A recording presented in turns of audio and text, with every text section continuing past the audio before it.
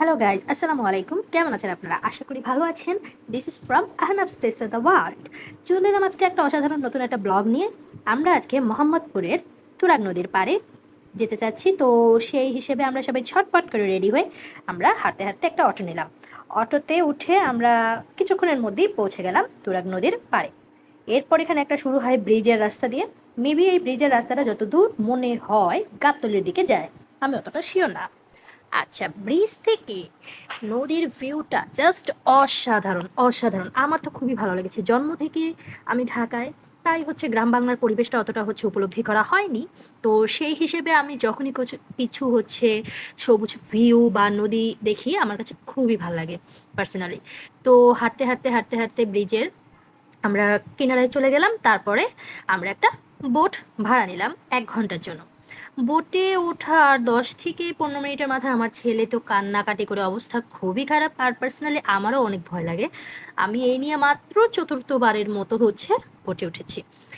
কিন্তু guys, trust me, বোটে ওঠার পরে বোট থেকে আশেপাশে নদীর যে একটা ভিউ, একটা পরিবেশ, একটা স্রোত আমার কাছে অনেক অনেক অনেক ভালো লেগেছে। না দেখলে মানে একদম ভিজুয়ালি যদি আপনি হচ্ছে ফিজিক্যালি না হচ্ছে এই উপলব্ধিটা করেন এটার মজা বা এটার কোনো একটা যে আহ মানে কি বলবো, এটার যে একটা মনোরম ভালো লাগাটা এটা বুঝতেই পারবেন না। এরপর আমরা নেমে গেলাম 0.5 ঘন্টা পরেই, কারণ 1 ঘন্টা থাকা হয়নি, কারণ আমার ছেলে প্রচুর কানাকাটি করছিল। তো ঝটপট করে বোটটা ঘুরিয়ে আমরা নেমে গেলাম। দেখুন, সে নিজে থেকে নামতে চাচ্ছে সিঁড়ি দিয়ে, উঠতেছে উপরে। এরপর হাঁটতে হাঁটতে চলে এলাম ফিউচার মডেল টাউন সোসাইটি আছে একটা মোহাম্মদপুরের ওই সাইডটায়, অনেকগুলো রেস্টুরেন্ট আছে। হাঁটতে হাঁটতে চুজ করলাম কোথায় যাব, তারপর পেরি পেরি এই রেস্টুরেন্টটাতে ঢুকলাম। এন্ট্রি নিতেই এর ভিতরের ইন্টেরিয়র ডিজাইনটার কথা আর কি বলবো, সম্পূর্ণ এন্টিক ওয়েতে একটা ব্রিক টাইপ একটা ডেকোরেশন ছিল ইন্টেরিয়র। যেমন মনে হচ্ছে সম্পূর্ণ একটা ইটের পোড়ামাটির একটা দেওয়াল। আমরা যে যার মতো সিট নিলাম, আর আমার ছেলের সিট তো হচ্ছে কেট জোন।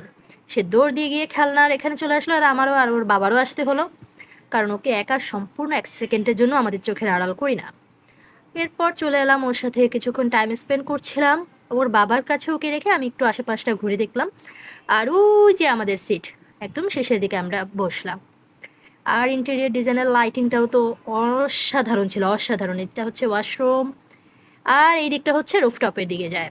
তো সিঁড়ি দিয়ে আস্তে আস্তে ছেলেকে নিয়ে রুফটপের দিকে উঠলাম। আর যা দেখলাম তাতে আরও মনটা শান্ত হয়ে গেল যে মানে সার্থক।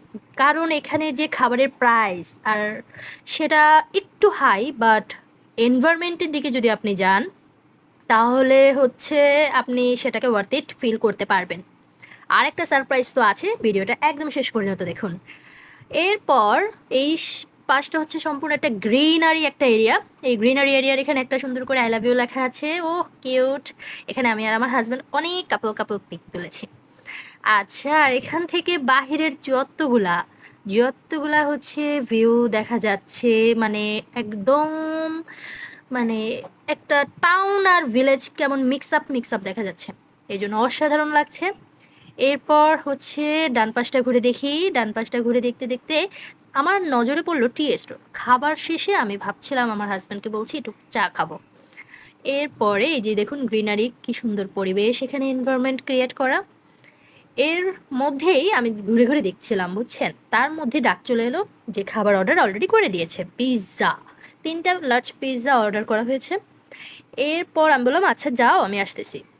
এরপর পিৎজা ওয়াজ মানে কেমন ছিল সেটা দেখুন আগে, পরে বলি। এরপর হচ্ছে জানালা দিয়ে আমি এখানের ভিউটাও দেখলাম। আমার কাছে খুবই ভালো লাগছে, দেখুন গাছের ডিজাইনগুলো কতটা সুন্দর। এরপর ঘুরে দেখতে দেখতে চলে গেলাম খাবারের ওখানে। আমি যাওয়ার 2-1 মিনিটের মধ্যেই পিৎজা চলে এসেছে, গরম গরম পিৎজা। আর হচ্ছে দেখুন এতটা চিজি, না দেখালে বুঝবেন না। চলে আসুন দেখিয়ে দিচ্ছি কতটা চিজি, ও মাই গড। মানে এখন ফিল হচ্ছে যে সারপ্রাইজটার কথা, যে যে টাকা এখানে গেছে সেটা হচ্ছে একদম ওয়ার্থ ইট, একদমই ওয়ার্থ ইট। পিৎজার টেস্ট, পিৎজার কোয়ালিটি এবং পিৎজার decoration, even overall restaurant view সব কিছু মিলিয়ে আমাদের টাকাটা ছিল সম্পূর্ণ ওয়ার্থ ইট। এটা সম্পূর্ণ একটা ট্রিটের খাবার ছিল। এটা ট্রিট দিয়েছে হচ্ছে আমার বন্ধুলা ভাই। এবং তার সাথে তার একটা ফ্রেন্ড ছিল, তারা দুজন মিলে আমাদের সপরিবারে ট্রিট দিয়েছে। তো ট্রিট বলে কথা, একটু তো বেশি বেশি খাওয়া লাগে তাই না? ঝটপট করে গপ গপ করে বেশি বেশি খাইলাম। খাওয়া দাওয়া শেষের দিকেই তখন আমার ছেলে পিৎজা ব্রেড চাইলো। পিৎজা ব্রেড নিয়ে ওকে দিলাম, ও মজা করে খাচ্ছে।